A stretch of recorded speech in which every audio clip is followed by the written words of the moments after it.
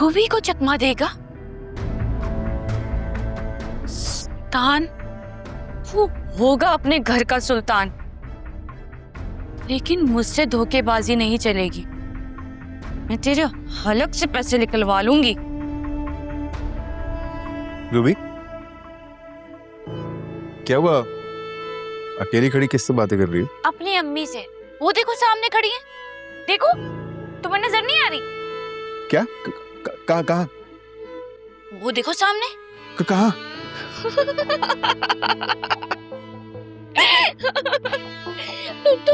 तुम तो वाकई डरपोक आदमी निकले।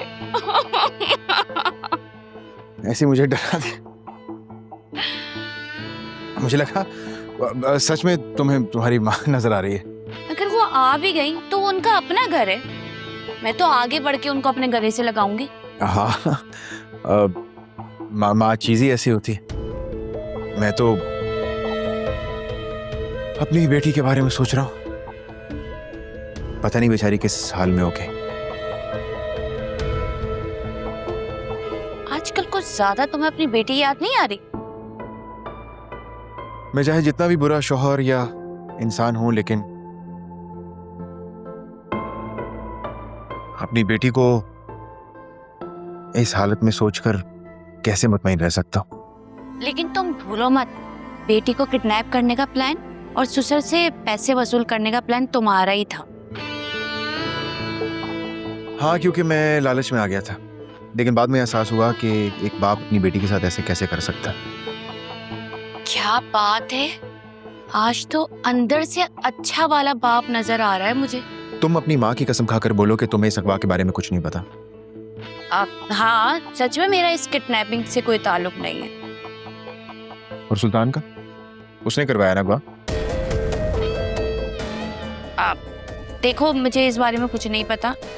जिस दिन तुम्हारी बेटी किडनैप हुई है ना, उस दिन मैं सारा दिन तुम्हारे साथ थी, तुम्हें याद है ना? याद है।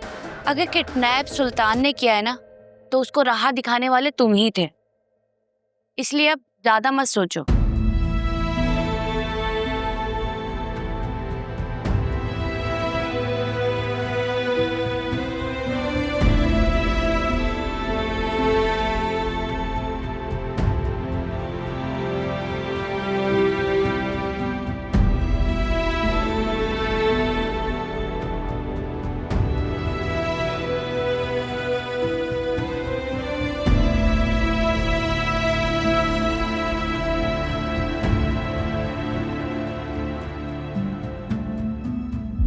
मेरा मुंह बंद है ना, तो इसे बंद ही रहने दो, वरना ऐसा ना हो मेरे मुंह से बात निकलेगी और कहां तक पहुंच जाएगी। मैं अकरम को फोन करती हूँ, वो आकर आपको उनके घर ले जाए। कोई जरूरत नहीं है बात करने की, मेरी बात हो गई। वो आता होगा, मुझे ले जाएगा। दूसरों की बेटी पे उंगली उठाने से पहले जरा सोच लिया करो। वक्त और रिश्ते बदलते देर नहीं लगती, समझ गई?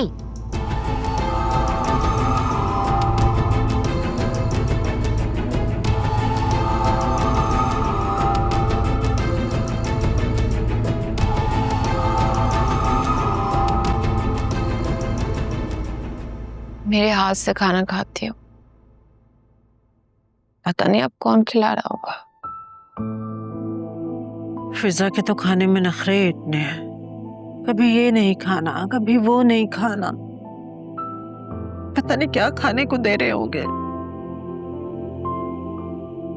जब तक पंखे की हल्की सी आवाज ना आ जाए ना, नींद नहीं आती उसको। जब नींद आने लगती है तो मेरा हाथ पकड़ लेती है माँ।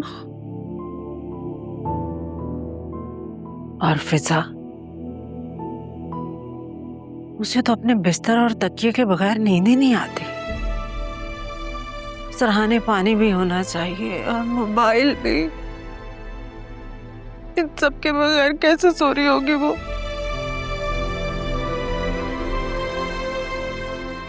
कैसी आजमाइश है? आप अपनी बेटी के लिए रो रही हैं।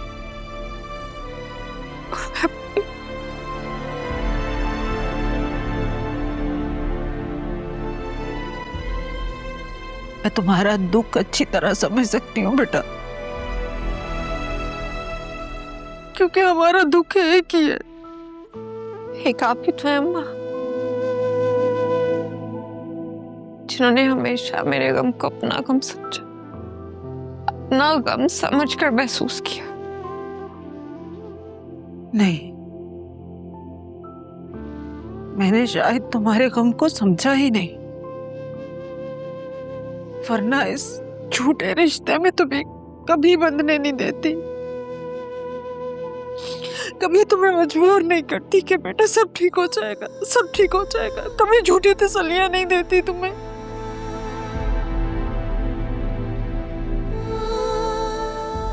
मत बोले अम्मा ऐसे, मेरी तकदीर थी वो। तकदीर को इंसान तदबीर से बदल सकता है।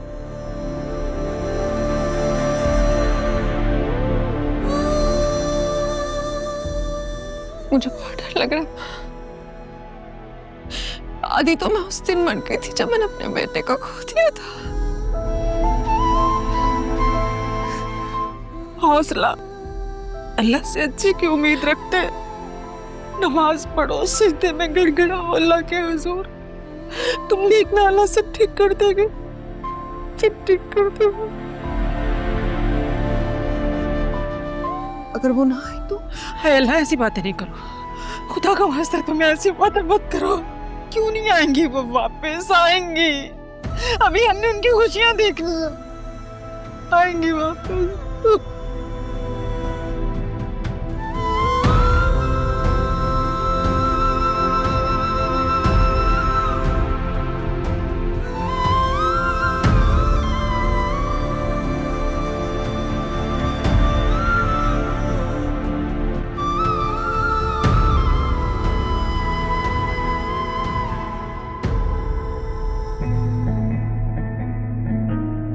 मामला शुरू में ही खत्म कर दिया।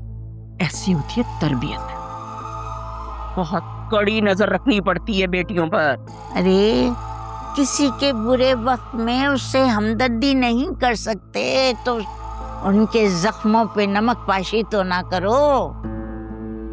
मुझे अच्छी तरह मालूम है मुझे क्या करना है और क्या नहीं करना है। मत भूलो कि तुमने भी मोहब्बत की शादी की थी।